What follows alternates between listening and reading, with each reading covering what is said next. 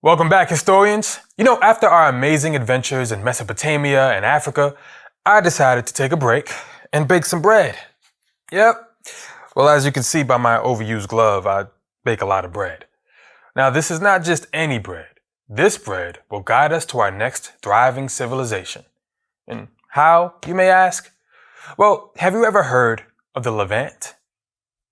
Okay, a few of you have.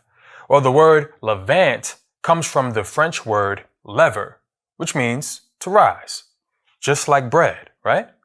Well, if you've ever heard of leavened bread, that means it has risen, just like lever in French. Today, bread can be our compass, but instead of pointing north, it points to the direction of the rising sun. And that's exactly where we're headed, to the region where the sun rises over the Mediterranean Sea, the Levant. The Levant is a crossroads where three continents, Europe, Asia, and Africa converge, so you probably already know it's a pretty big deal. Let's dig into its secrets together, shall we?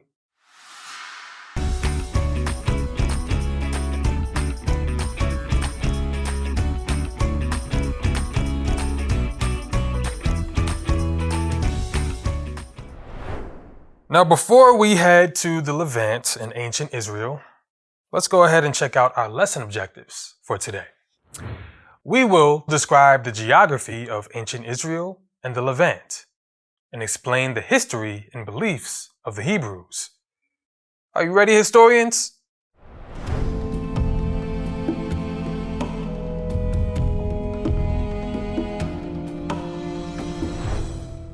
All right, historians, here we are in the Levant. And if you feel a little crowded here, it's because ancient Israel is smack dab in the middle of some magnificent major empires and fascinating physical features. To the west, you've got the beautiful Mediterranean Sea. To the northeast, you've got the Mesopotamian powerhouses, Assyria and Babylonia. The vast Arabian desert lies to the east, and Egypt, with its awesome pyramids, is to the southwest. Now, even though it's tiny, this place is incredible. There are mountains and valleys and even deserts. Imagine sliding down a sand dune right into a bustling market, because this little land was the beating heart of ancient trade. And why would that be? Of course, this is where three continents meet. All land trade between Africa, Europe, and Asia passed right through this area. The people who lived there, called the Hebrews, were super smart. The place was really dry, so they built dams and canals, and even waterproof containers called cisterns to store water. Their lifeline? The Jordan River, flowing right through their land and ending up in the Dead Sea, the lowest land on earth. The water they collected was used to grow food like wheat and barley, which people used to make stuff like, bingo, bread.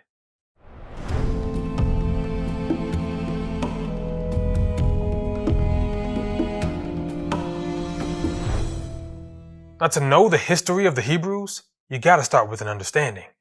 Their story, maybe more than any other civilization, is intertwined with their religious beliefs. The following is a story from the Hebrew people. Stories like this are important because they've been told for a very long time and mean a lot to many people. The story begins in a bustling city called in Mesopotamia. Life there is colorful, filled with people praying to many gods. But there's one man, Abraham, who really stands out. One of the main reasons for this is that he believes in just one God. His belief is called monotheism. But his hometown wasn't too fond of his unique perspective, so as the story goes, Abraham decides to pack his bags. We fast forward the story to Jacob, who many believe was Abraham's grandson. According to Hebrew beliefs, Jacob had 12 sons, and each of these sons had their own big families.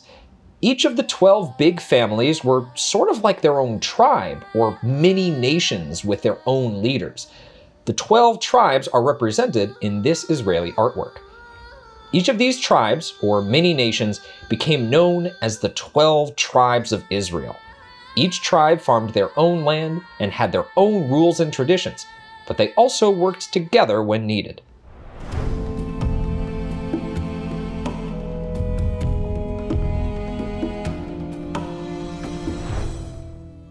Okay, now let's pick up the tale years later when the Hebrew story says they were forced into slavery in Egypt, then led back to their homeland by one of their own, Moses. There, Hebrews believe the 12 tribes joined forces to create a kingdom called the United Monarchy. And you probably know a monarchy means a king runs things. A period of prosperity led to the establishment of Jerusalem as the capital.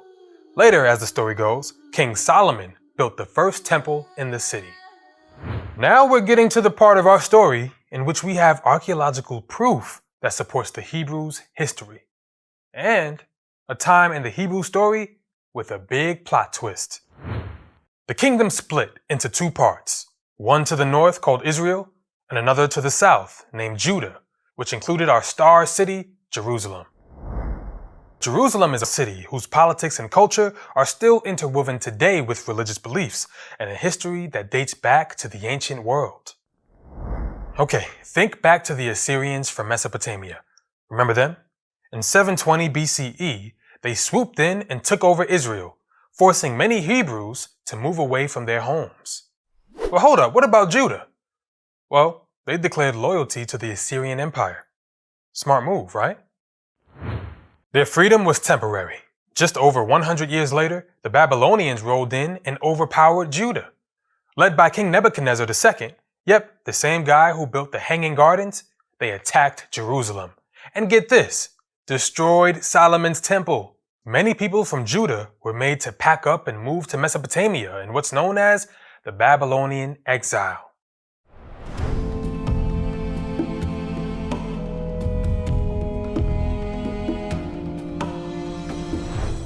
The Hebrews were away from their beloved homeland, and their temple had been destroyed. Sounds tough, right? But their history gets even more interesting. These tough times caused a big shift in the Hebrews' way of life. Before, they worshipped in the temple, but it had been torn down. Scattered far from home, they discovered that they didn't really need the temple. They could worship God wherever they were. This led to synagogues, kind of like local centers for prayer and study everywhere they lived. Today, they're found all around the world. Also during this time, many started calling the Hebrews a name based on their home of Judah, Jews. Being in a new land also meant being around new people and cultures and ideas. According to Jewish beliefs, this led them to place more emphasis on education, studying everything from languages to sciences and philosophies. And guess what? They combined this learning with their established traditions.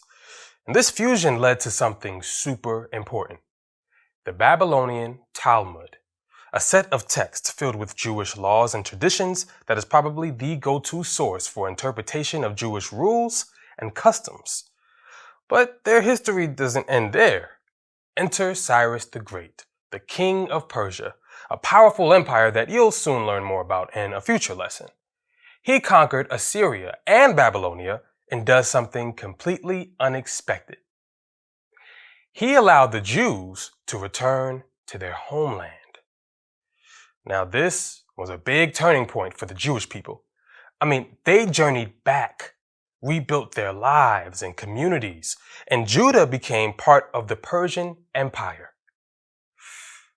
It was a new beginning, full of hope and possibilities. Now, among the developments was the creation of the Hebrew alphabet, an accomplishment that evolved from another civilization you'll soon meet.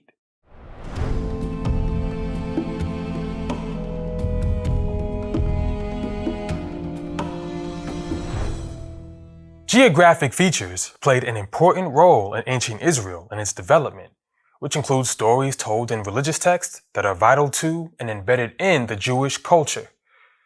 Archaeological evidence deepens the history of the Hebrews, who were conquered, modified their religious rituals, and allowed to return to their homeland to reestablish their culture.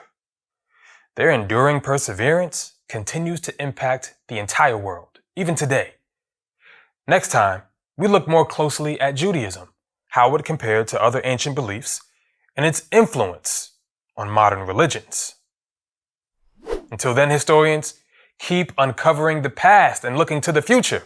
And remember to always be clever. Hey!